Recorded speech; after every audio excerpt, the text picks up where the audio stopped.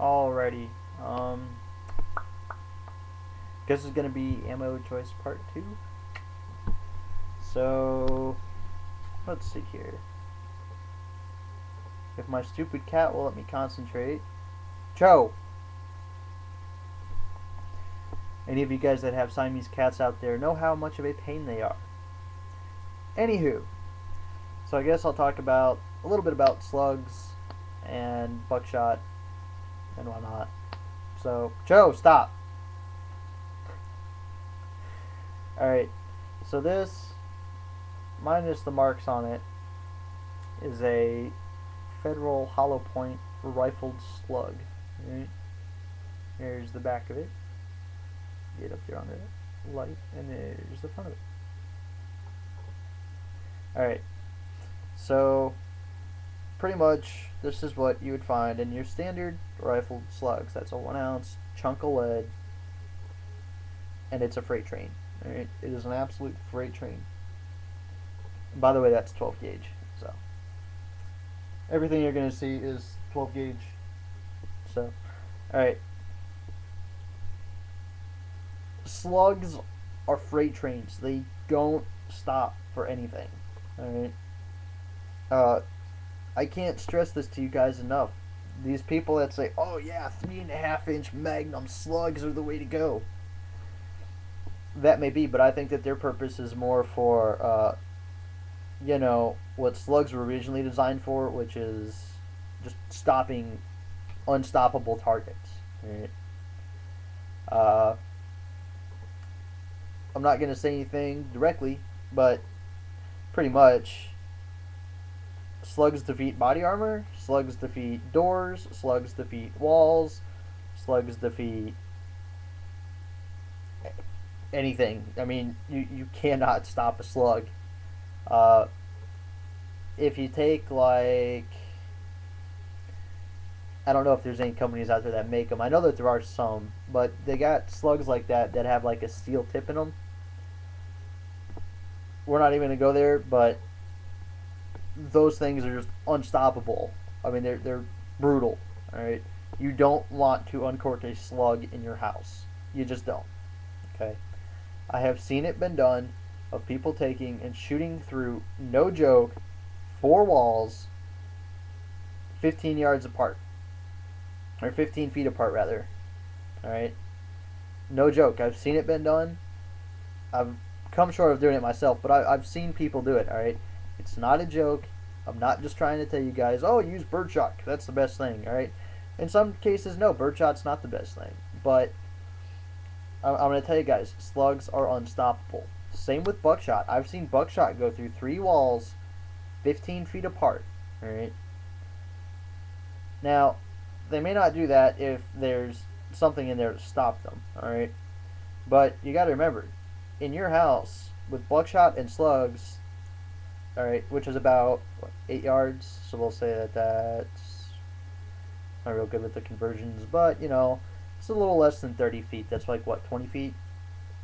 Alright, somewhere around there. Between 25 feet-ish. Alright, we'll just say 25 feet.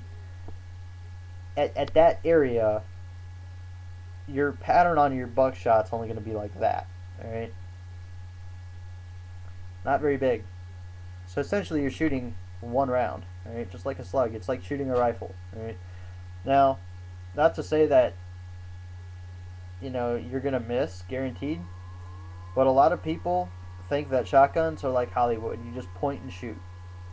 Yeah, if you're shooting this kind of stuff, that is indeed true. You point and shoot, and anything out past about 8 yards is going to be peppered some way or another. Alright. Like I say, 8 yards with this, and you're going to be getting just outside of a torso. If you're small like me. Alright. Because I made the targets about my size. So, like I say, past about 8 yards, you're going to be peppering everything that's there and around them. Alright. If that's what you guys want to do, that's cool. You know, I can completely agree with that to a point. But I'm trying to tell you guys that shotguns are not, you know, point and pull the trigger. Not in the least bit. Not in a defensive situation. You've got to aim somewhat in the general direction. All right. Now, I mean, no, you don't have to be pinpoint like you do with, say, an AR-15 or an AK-47 or something like that. You don't have to be pinpoint, but you got to be pretty dang close. All right. So, because of that, I say just use something that's not going to go through a bunch of walls if you miss. All right. Because if you miss, and it's a possibility, you got to remember when I don't care how much you train, when you're under stress, you're going to be sitting there shaking, you're going to be sitting there shivering, you're going to be freaking out. I've been there, done that. I know how it is. All right. I'm speaking from experience here. I don't care how much you guys train, when it's time to go, you're going to be shaking and freaking out. All right. My brother and I have both been in that situation. We're really good shots when nothing's shooting back at us, but when there's that possibility that what you're about to open fire on can shoot back, you're shaking, you're shivering. All right. I've been in that situation, and I was shaking so bad, I couldn't even unload the gun right there. All right. I had to just set the gun down and go sit down for like 20 minutes to just stop shaking. All right. And that was like my first experience like that. Right. I just sit down, and then once I finally got a hold of myself, I could go unload the gun. But I was not confident in my abilities to unload the gun safely. I was shaking that bad. All right. I mean, that was after. I mean, when you're in the heat of the moment, it's not quite that bad. All right. It's like when my brother's house got broke into. Like, everything was nice and smooth, bam. But as soon as the conflict was over, he was shaking so bad he could barely stand up. All right. So you guys need to be advised that when that pressure's a flowing, it's difficult, and crazy things happen to you when you're under stress. So this is why I just take and use this kind of stuff right here. All right.